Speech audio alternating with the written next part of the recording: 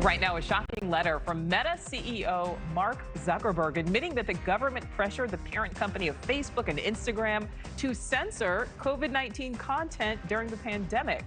What he's now saying about his company's moderation policies. A hostage held in Gaza is returning home today. What we're learning about the man rescued and the operation to get him out. And with the election now just 70 days away, the candidates are sparring over voters' number one issue, the economy. How VP Harris and former President Trump are each making their case to voters. It is the top of the hour. Thank you so much for staying with us. I'm Nichole Berlie at our NewsNation headquarters in Chicago. And in a stunning admission, Facebook founder Mark Zuckerberg says his company was pressured by the White House to censor content during the COVID-19 pandemic. In a letter to the House Judiciary Committee, the CEO and founder of Meta alleges government officials, including some at the White House, urged Facebook to take down humor and satire posts regarding COVID. Zuckerberg says those officials expressed frustration when the company did not agree with removing the content. So let's bring in correspondent Laura Ingle, who is live following all of this. Laura, are we hearing anything from the White House today? Hi, Nichole. We are, in fact, hearing from the White House. And, back to this admission that Meta CEO Mark Zuckerberg most likely did not want to make publicly.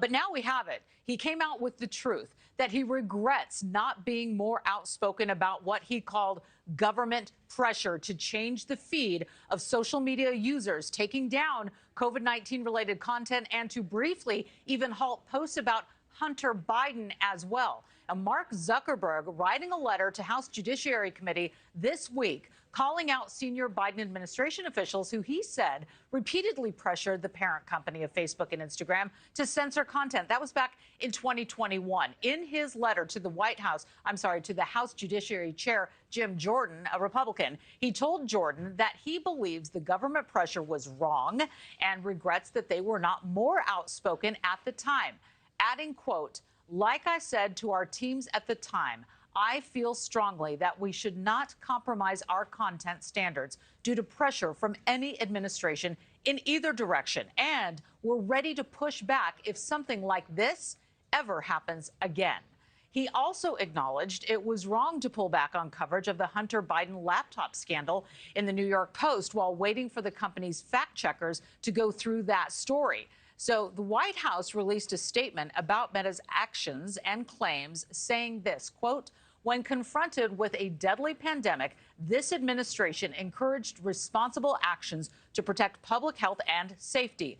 Our position has been clear and consistent. We believe tech companies and other private actors should take into account the effects their actions have on the American people while making independent choices about the information they present."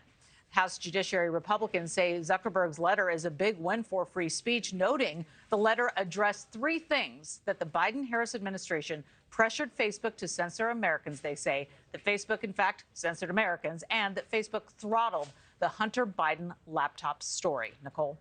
So, Laura, let's talk about former President Trump, who was in office at the start of the pandemic. He is weighing in on this, too.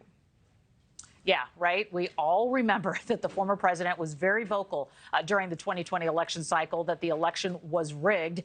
And this admission from Zuckerberg is giving him new fuel for his fire. Trump taking to his Truth Social this morning, posting this. We've got it for you here.